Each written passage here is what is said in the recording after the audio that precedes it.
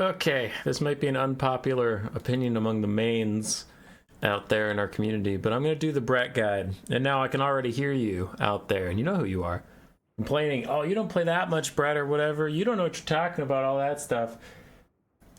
One, Bretonnia is like my 7th most played faction, and I play all of them a pretty decent amount.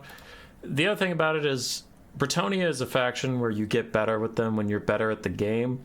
It's not a faction that's that hard to learn. There's not that many units, and they do very clear and defined things that I'm able to tell people about, even if my Cav micro isn't perfect, right?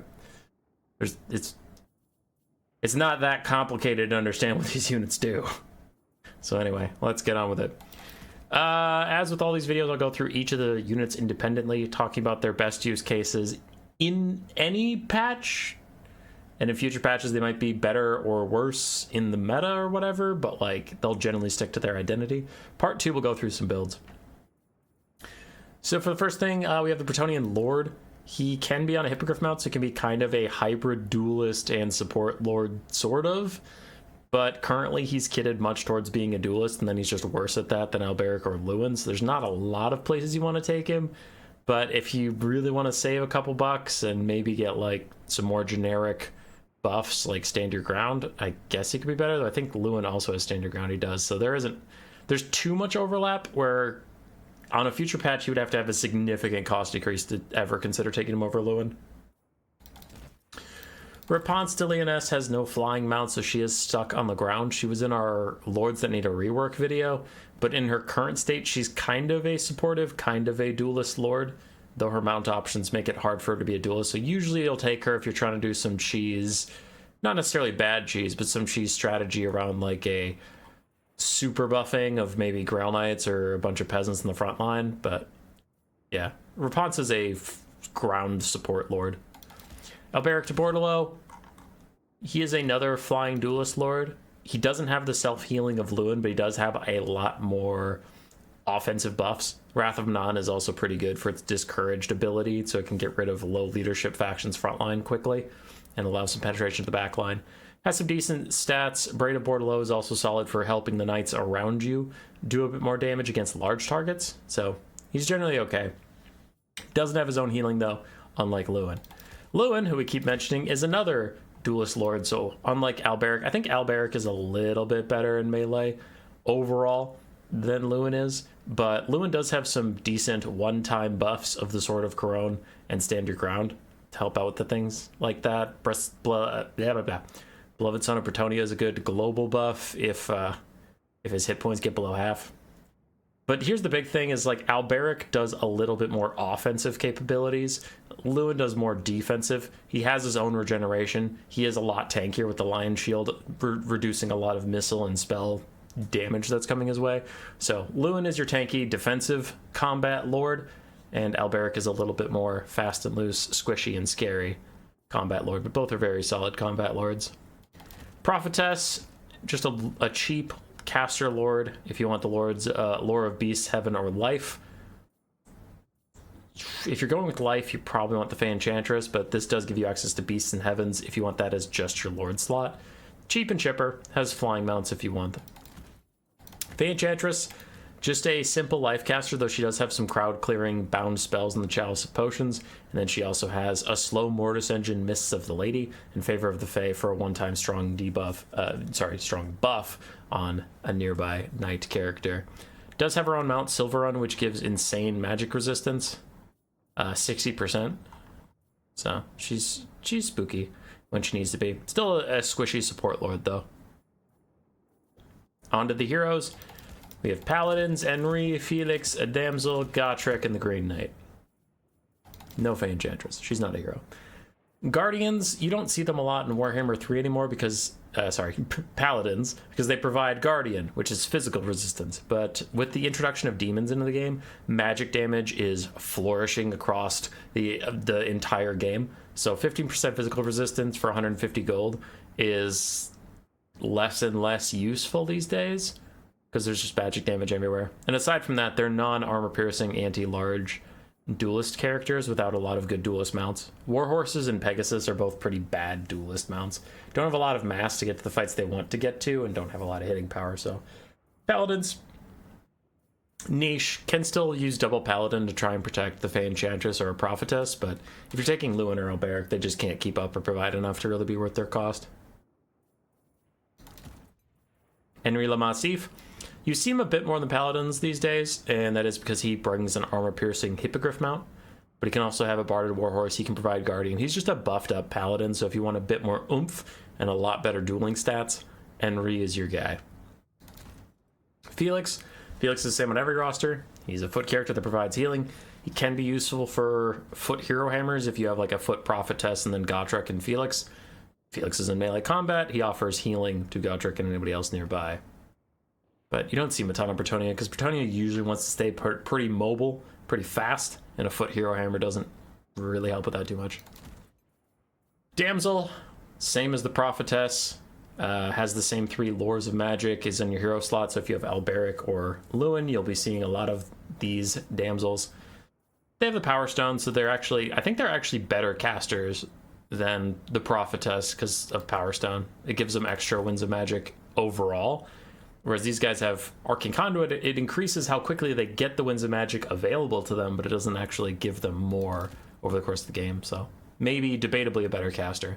They have unicorn mounts if you want to be tanky against spells. I don't know of a situation where you want the Barded Warhorse over the unicorn.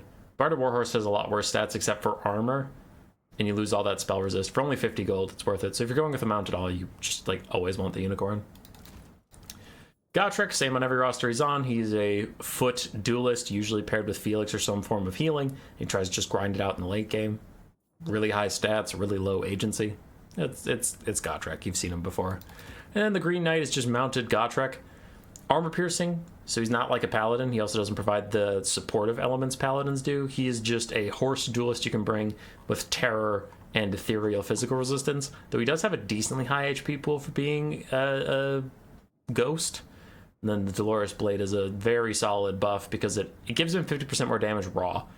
He doesn't have any base weapon damage, so all of its buff goes towards the weapon strength, though honestly I still don't see people take it that much, just because it's 200 gold and doesn't last a crazy long time. Yeah. You'd see the Green Knight in a forest map so he can retreat to those forests and get some healing if he needs it. Maybe versus demons, maybe versus Khorne. The main problem is 2,000 gold for a horse single target fighting character is pretty brutal. So yeah, you don't see the Green Knight too much. Alrighty, on to the rest of the roster. All of the infantry. Woo! Oh wow, that's a lot of infantry to go through. Peasant mobs, some of the cheapest, weakest infantry in the entire game, though they do bring 8,600 HP to the fight for only 125 gold. They're just blockers. They get in the way of things trying to get to your backline, get to your archers, help out your knights a bit, just have somebody to stand on top of. And especially paired with a Grail Relic, which we'll get to in a bit, they can hold a decent amount, but you usually want to take peasant mobs if you have the extra gold, or if you're going to lose the front line so badly it's not even worth trying to stop them, or if the enemy front line is so bad it's not worth trying to stop them. Basically, if you're fighting zombies, you can take peasants, or if you're fighting like exalted bloodletters, you can take peasants, because then it's not going to matter regardless. But if the fight is contentious, you might want to upgrade to men-at-arms. Shielded or unshielded, I can quickly take the shielded out of this conversation by just saying they're the exact same as their spear or sword variant. They have silver shields and +8 melee defense, which makes them usually preferable if you have the money. But spearmen-at-arms and men-at-arms you take if the melee fight isn't gonna be one-sided. Like, you're still probably gonna lose. Men-at-arms are terrible, but they aren't as terrible as peasant mobs. So if the opponent goes with like basic marauders, a spearman-at-arms frontline can last a long time, take a while to die. I don't see much use case for regular men-at-arms. They have more melee attack, but they're still such a bad... They're, okay, bad intentionally. They're only 250 gold, right? So when I'm saying bad, I'm talking about raw strength. They're such a bad combatant that you're just going to lose anyway to whatever's charging you, unless it's like zombies or noblars. So you probably want the spearmen's extra melee defense so they hold a lot longer, and that extra bonus versus large can be helpful if, you know, you're fighting Chaos Spawn or Minotaurs or something. But the basic men-at-arms can be okay if you already have 5 spearmen-at-arms and you still have a little bit of money left. You can grab some basic men-at-arms. but usually go with the spears. They are solid. For 250 gold, they're amazing. 300 gold, they're also pretty good, even with just the shields. So they're a solid unit. They're just, you know, they're cheap. You get what you get with them. All right, Grail Relique.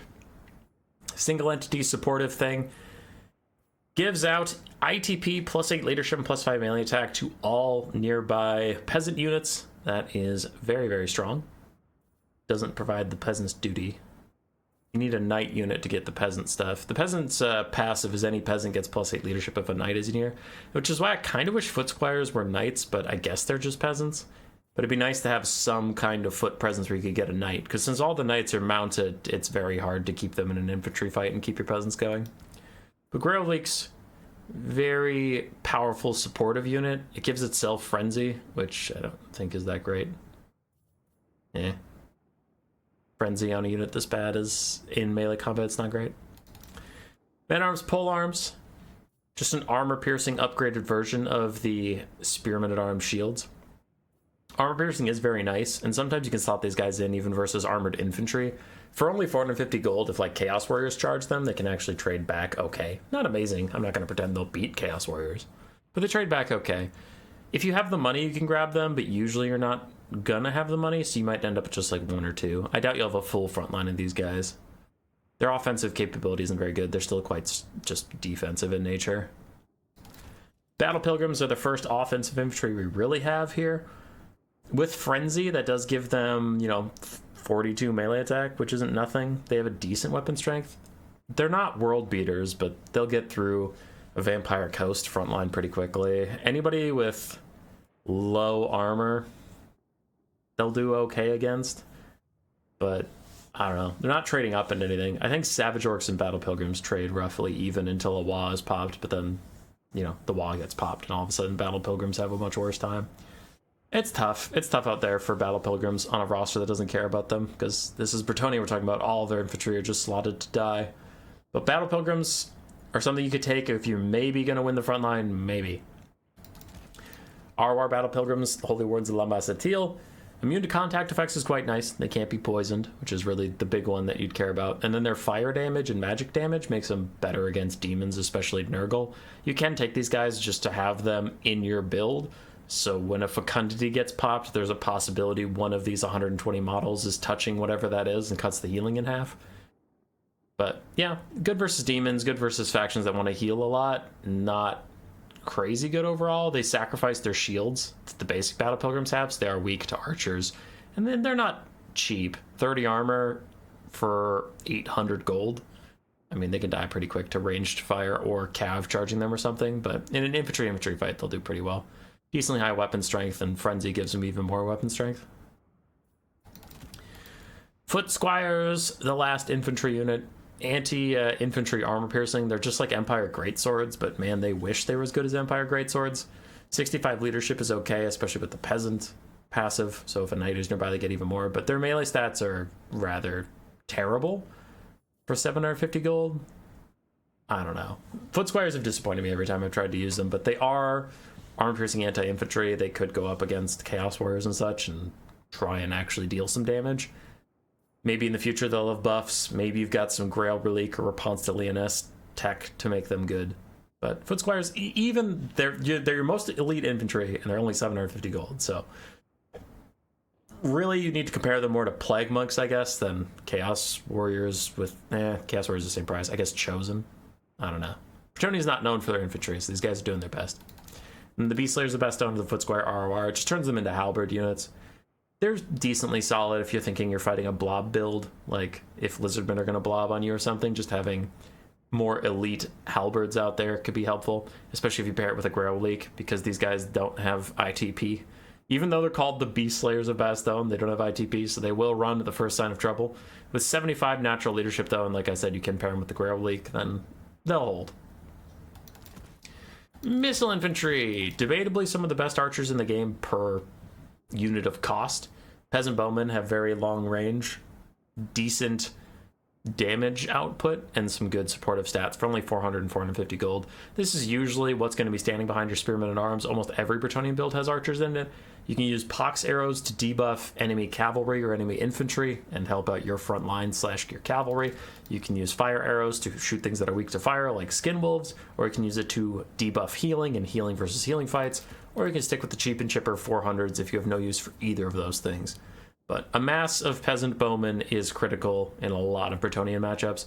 It's your biggest defense against blob builds because cycle charging with knights doesn't always get the job done. It's pretty solid against all the demonic factions, decent against some undead.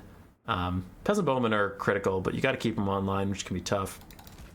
Which is why we are going to jump down to the missile cavalry. We're just going to skip ahead a bit. Mounted yeoman archers are better than people think. That is not just my opinion. That is opinion of a lot of good Bretonnian players. Mounted yeoman archers can be annoying and provide that constant fire support without being stuck on the ground like peasant bowmen. They can run really fast and get away. Obviously their DPS is lower than the peasant bowmen, but they're decent skirmish cav for 500 gold. They can flank enemy units, just keep shooting at them, be annoying, and then when anything starts to rout, you can send these guys chasing it off the battlefield instead of your more elite knights. It can be very useful, especially in Grail Knight type builds, which I guess we'll get to later, but usually Grail Knight builds, you're very thin with like 2 or 3 Grail Knights eating up a lot of your funds. So having some mounted yeoman archers around to chase stuff off instead of like, ooh, do I send my half-health Grail Knight after the Butchers of Kalkengard because they're routing? I don't want to let them come back, heal up with their regeneration, and then rear charge my Grail Knights, but also I don't want to send my Grail Knights on a wild goose chase while the battle is decided without them. Mounted yeoman archers can be there to pick up the slack. And the ROR does provide poison, which brings the pox arrows support to cav fights a little easier in case the pox arrows aren't in range or too slow to get there. Mounted yeoman archers can get there and help out. With ROR stats, I mean, 24-22 isn't anything crazy, but again, get a rear charge on something lightly armored and they do some damage. You're mostly just taking them for the poison, though. So that's missiles entirely, cav and infantry. On to the main part of this whole roster, cavalry. Bretonnia has some of the best and most cost-effective cavalry in the entire game.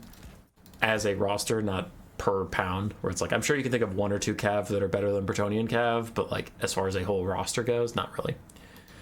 And you have everything, actually. Mounted yeomen are super cheap, essentially cavalry-sized dogs, which is good, because if you're charging an actual dog unit, you'll get a lot of damage off from being a larger mass, but mounted yeomen, just think of them as dogs and you won't be disappointed.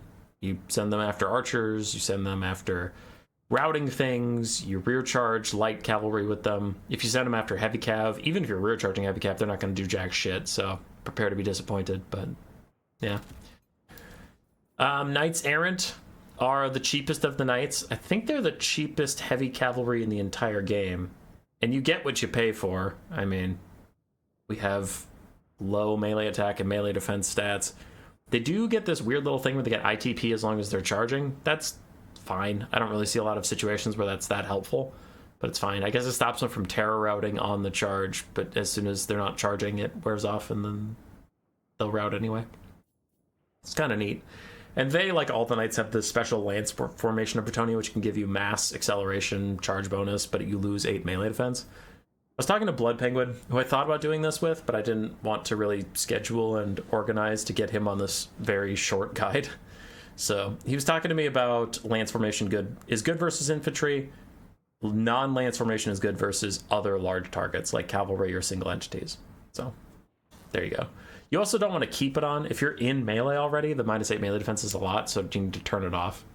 But Knights Errant are good if you want to go extremely wide with Bretonnia and you just need more armored bodies to be a nuisance. They also can be good distractions from your heavy cav. Like if you have Grail Knights and Knights Errant, they have a very similar flag portrait, so it's hard for your opponent to tell which is which.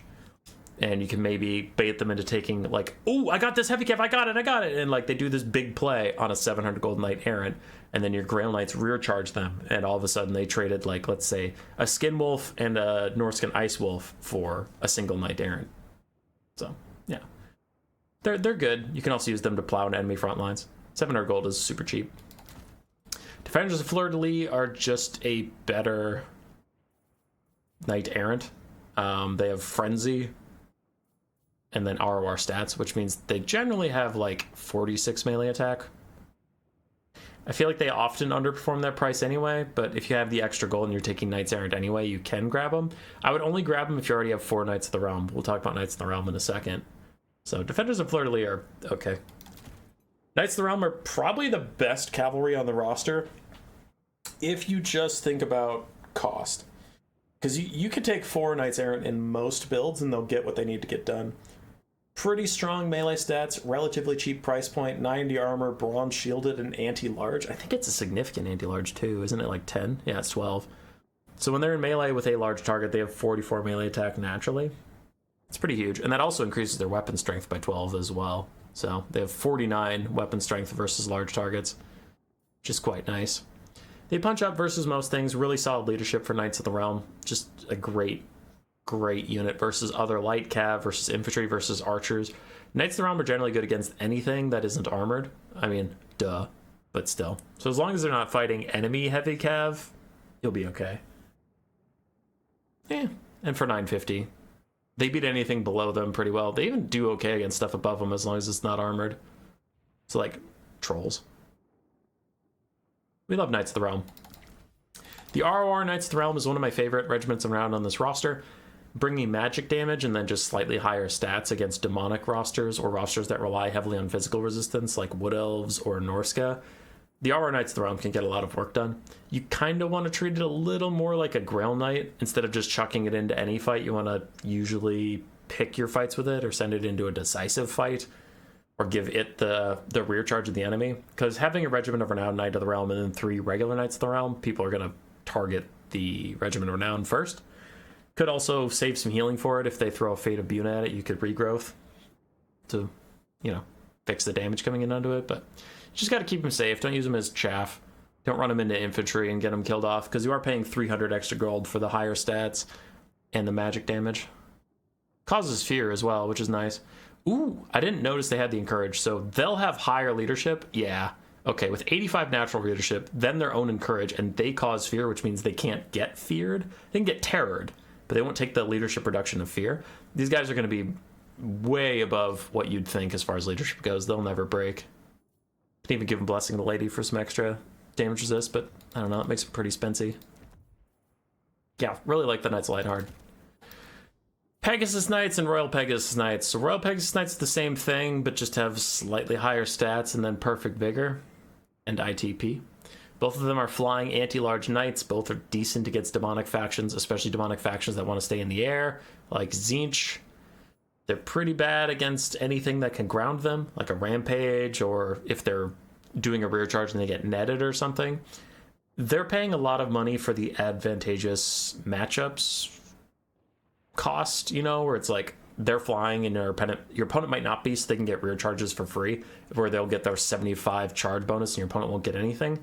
But you need to be careful with that too. Like if you're fighting Dark Elves and you want to rear charge Cold One Knights, that's a good use of them as long as there's not other Cold One Knights waiting to sandwich these guys on the ground and then they'll just get massacred.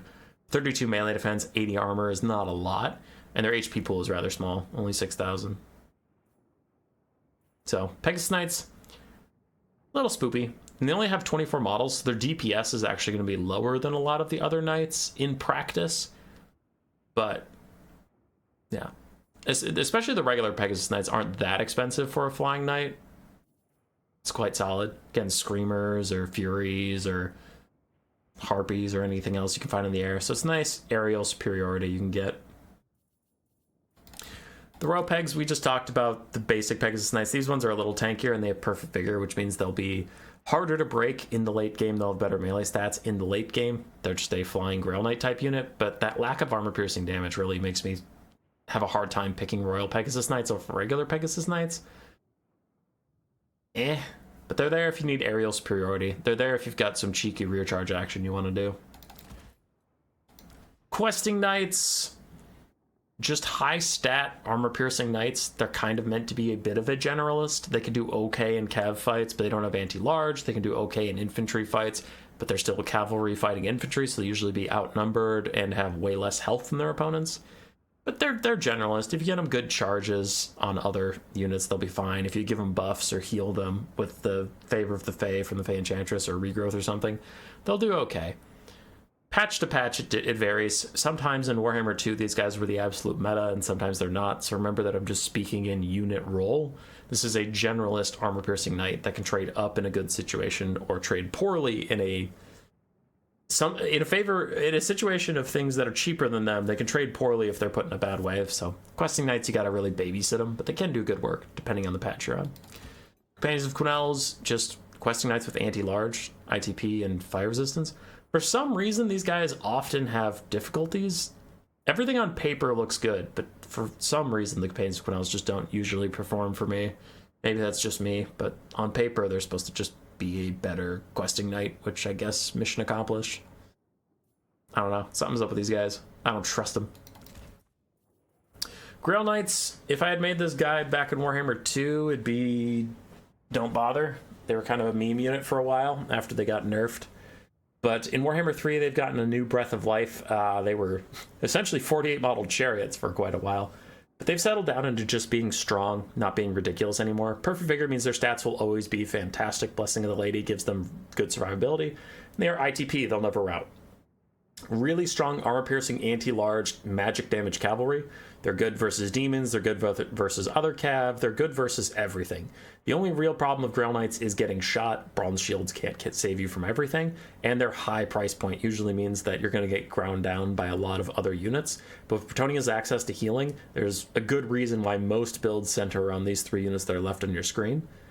The Elite Knights get a ton of support, and they can just keep trucking along. And the regrowth nerfs focused on Vigor, which these guys have perfect Vigor, so they're still just fine.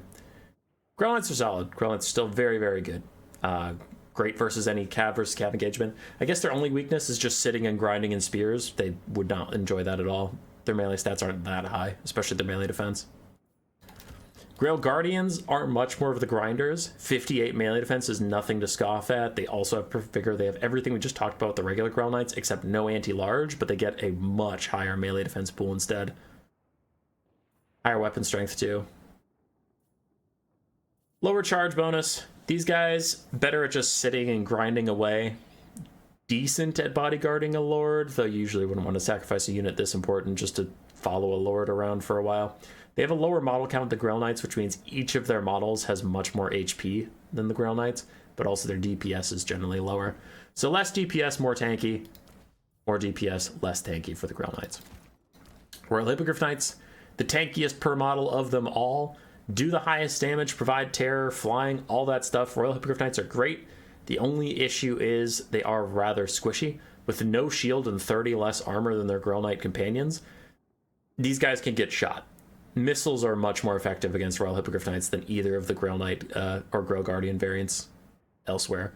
They're decent for flying goon squads with Lewin or Alberic if you just want to throw in 2 different sources of terror in 2 different fights.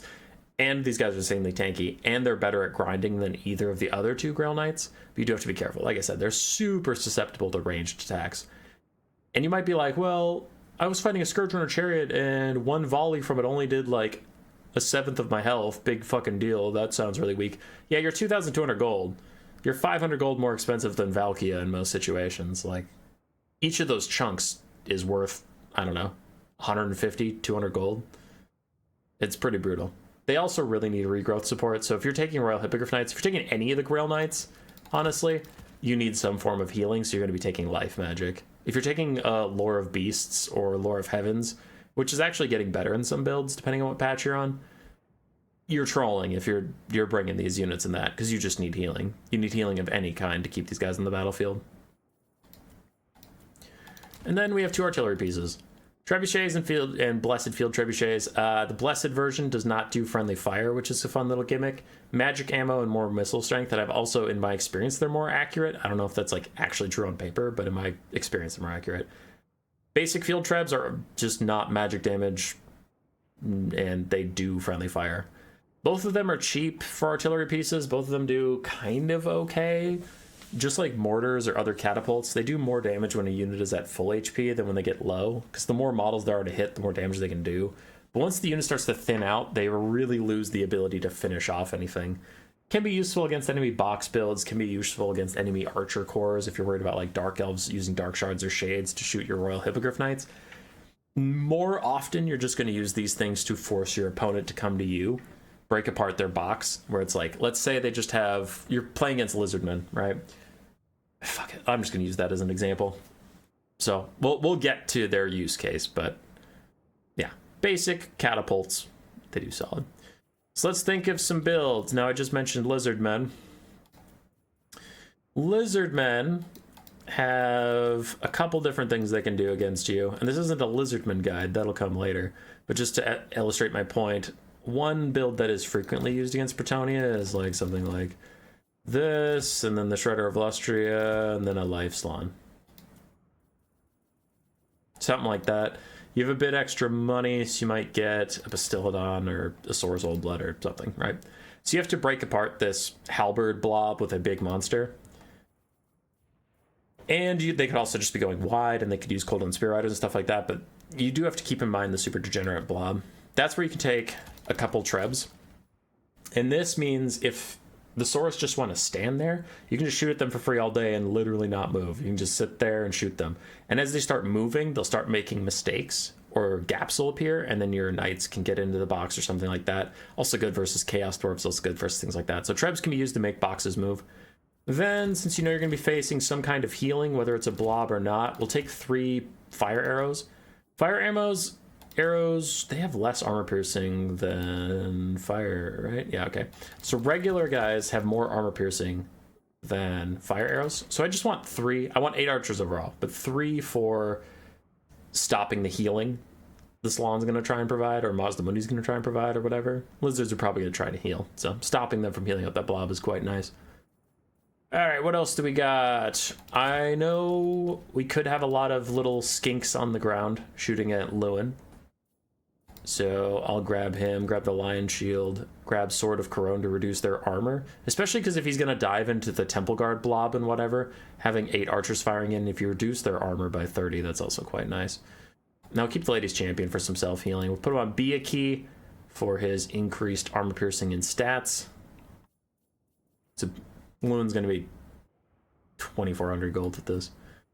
For a caster, now, with the type build we're taking, you actually don't need healing as much. Whether they're blobbing or not, I'm taking so much ranged, I'm going to need a bunch of knights to keep them safe, whether there's cold ones or not. So I'm actually going to take Lord of Beasts. Flock of Doom is really good at breaking up blobs, and then Curse of Honor here can help me out, because cold one Spear Riders, let's say they take them, Cold and Spear Riders have really low melee attack and melee defense. So if you chuck down a Curse of Honor here, that's going to lower them to like 4 melee defense, 0 melee attack. So I really like that. Barded Warhorse or Unicorn, I don't know. I'll see how much money I have. If I have extra money at the end, I'll get a Unicorn. But for now, I'm just going to take Wild Heart and Power Stone. I do like your cheap, but like I said, we've got to get some bodies in the way. So we're going to go with Peasant Mobs.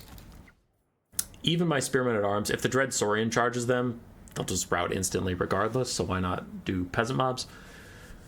And if they do Skinks, whatever. I think that's just a cost of doing business. But I don't have enough room for my Knights. So we want Knights of the Realm. I just want to see 4 Knights of the Realm have a little bit extra money. What I'm worried about with how this build is shaping up is what if they go wider? Because, you know, you don't want to over-prep for just the blob. Like, what if they do 4 Cold and Spear Riders, the Coloston Hunters, and then some basic red-crested Skinks and Mazdamundi or something, and then, you know, fill out from there. Because if they go crazy wide, I'm pretty susceptible with this. 8 Archers is still going to do some damage.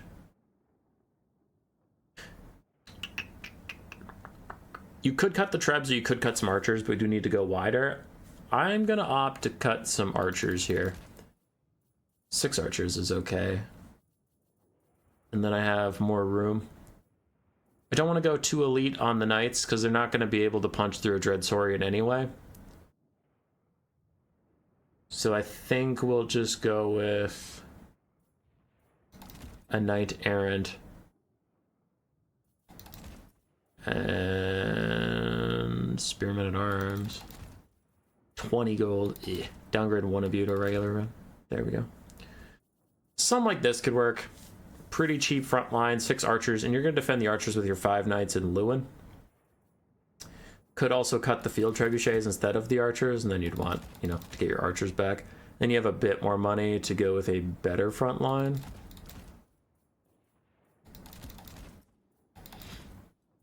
Could do something like that. Lizardmen's a tough matchup. You're going to have to do a lot of cycle charging with Lewin, lowering the armor of something with the Sword of Crone and mass shooting it with your archers or your trebuchet or whatever.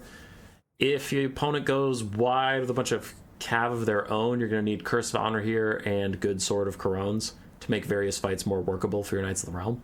Just got to lower that armor with Sword of Corones so that the anti-large hits harder. And then the Curse of Honor here, the reduction in melee attack will make it so it's very hard to hit your Knights of the Realm, so they'll trade okay. And archers need to be firing over the top. If your opponent goes wide, your archers need to focus down probably the Cold One Spear Riders. Because you have 8 archers, or 6 and 2 field trebuchets, or whatever. Your job needs to be keeping your archers online, not rushing the enemy at that point. If they go with this more wide build we were talking about, these knights' job is to buy space for the archers to keep shooting. It's not to go half-assed off into the distance and fight one cav fight while Red Crested Skinks get through your front line, shut down all your archers, and then you're fucked. Like, you have 8 archers, or you have 6 archers and 2 trebuchets, depending on what side of the build you went with. You got to use them, right? You're spending all that money. They're going to help win you the game. So keep the cav fights in range of the archers, so your archers can provide the extra support there. Because your front line's going to die. We've established that. Red Crested Skinks are going to body it, or the Dread Saurian and Temple Guard are going to body it. So you're going to end up in a late game situation where the Cold One Spear Riders, or the Dread Saurian and the Slann, are dead, and then you need to cycle charge down the Temple Guard, the Red Crested Skinks, the regular Skinks, whatever it is, you're going to need to cycle charge it down with your cav. So your archers need to make that late game happen. Your archers, if you spend, I'll shut up in a second, but if you spend all your time shooting at the Red Crested Skinks at the start of the game, well, start of the game's fine. But like if a cav, here we go. If a cav fight happens, there's Cold One Spear Riders fighting your cav on the left and right flanks, and there's a front line of Red Crested Skinks charging your spearmen. If you spend your time shooting at the Red Crested Skinks, let's say you kill them. Great, but Cold One Spear Riders are going to kill your Knights of the Realms. Then you get into a late game situation where the enemy has a whole bunch of Cold One Spear Riders sprinting at you, and you have some almost dead peasants anyway, and then a bunch of peasant bowmen and Lewin. Lewin can't keep all those peasant bowmen online, as Cold One Spear Riders are going to run through them and just kill them all very quickly. Then you have a late game of Lewin versus Cold One Spear Riders. You lose. Now opposite, same situation's happening. Red Crested Skinks are charging your front line. There's cav fights on either flank. If your archers split up and support your knights, get the Cold One Riders low enough that Lewin can jump in and terror out them and route them off the map. Sure, your front line dies to the Red Crested Skinks, and then the Red Crested Skinks kill your archers, but now you're in a late game situation of Lewin and a bunch of knights cycle charging, unbraced, unshielded, no anti-large Red Crested Skinks, and then he'll terror out them and he'll win you the game.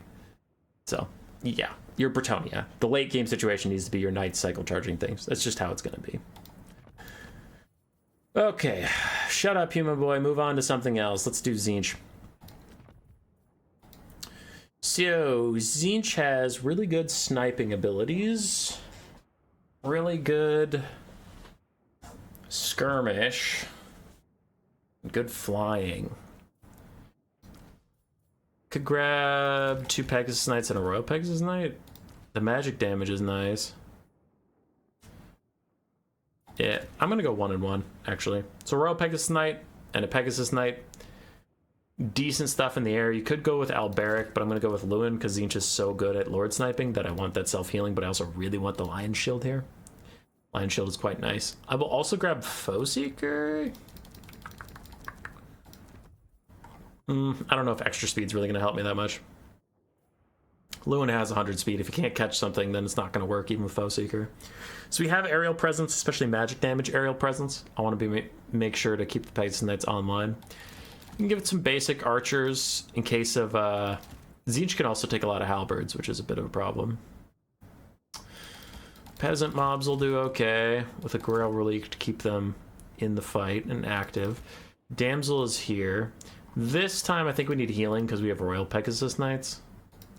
So maybe take Earthblood and Dwellers Below. Just in case there is a blob of halberds, you can throw Dwellers Below on it and really fuck them up. We'll go Unicorn. We'll keep Aura of the Lady to give me 10% more spell resist. So on my Unicorn I'll get 50 total because I have the Aura of the Lady. I'm going to cut Blessing of the Lady though. It's 200 gold for 15% damage resistance. And I'll cut Life Plume. Yeah, screw Life Bloom. I'm using Dwellers maybe, so kind of spendy. There, my caster is secure. So we have some flying defense. We have some archers to harass, like a Mutilith Vortex Beast or something. Oh boy, Chaos Knights of Tzeentch on the ground could be a problem.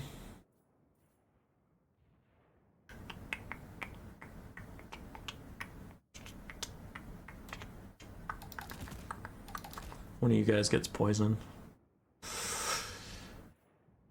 I don't have regrowth. I have Earthblood. I could take one Grail Knight for some armor piercing versus Chaos Knights of Tzeentch if I need it, and Doom Knights of Tzeentch could also be a bit of a problem.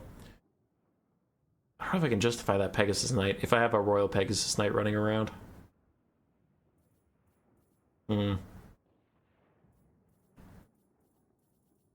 If I have Lewin, I can run down a Soul Grinder. I don't know how much that they can do to stop me, especially if I have Pegasus Knights backing me up. I don't know about Royal Pegasus Knights, though. They don't even have armor piercing. I don't know if the magic damage is worth it for 500 gold more. Perfect Vigor, ITP, and stuff, but that's a lot. So let's downgrade one and just get 2 Pegasus Knights. So if he has a Soul Grinder trying to kite me, I can throw Lewin and 2 Pegasus Knights at it, and they'll be largely okay. Now, when I say that, I obviously mean throw Lewin in first to duel the Soul Grinder, and if anything shows up, like Chaos Knights of Tzeentch or something show up, then my Pegasus Knights are still in the air just nearby, and they can rear charge whatever that is. Don't just chuck all these units at the Soul Grinder, they'll blob up and get murdered. So we can have a Grail Knight for some armor piercing to deal with Chaos Knights of Tzeentch. We can get some Knights of the Realm to offer a little bit of support. They'll do okay against Screamers, they'll do okay against Chaos Spawn, they're decent at cycle charging. Halberds, and we do have Dwellers Below. Could do Trebs in general, not with this build. This build you're running out of funds, but you could do Trebs.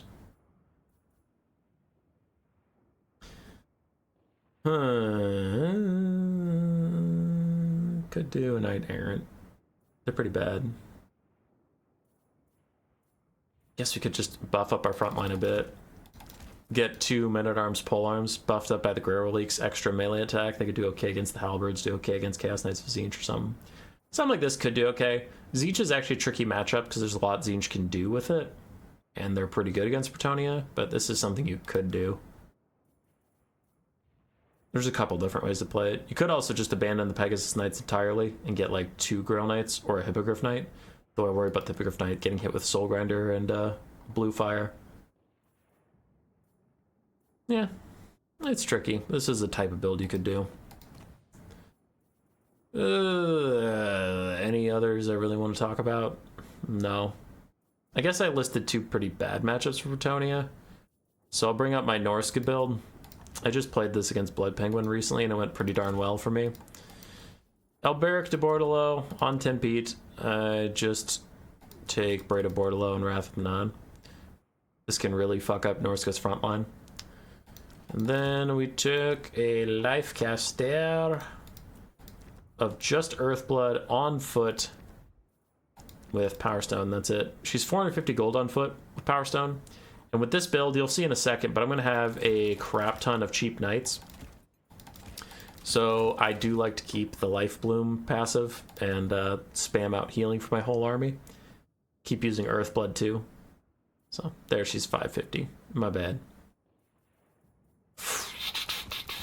I have 3 Fire Archers, good versus Skin Wolves and all that stuff, but I don't have too many Archers to try and defend them, since, you know, I'm going to lose my front line quite quickly, no matter what I do. I take 2 Peasant Mobs. I believe I take 2 of these guys and 1 of these. Ah, that was it. Nope, hold on. I cut Life Bloom because I needed the money. I was wondering what happened there. So I end up with this. 3 Spearmen at Arms, 1 Men-at-Arms Polearms, 2 Peasant Mobs, 3 Archers backing them up, and then a whole shitload of Knights, especially the magic damage. Knights of Lionhearted are very good against Skin Wolves, and with Alberic diving down to give the Braid of Bordeleau to any nearby Knights Errant, he can also get them to be decent versus Skin Wolves. It's just a pretty solid build.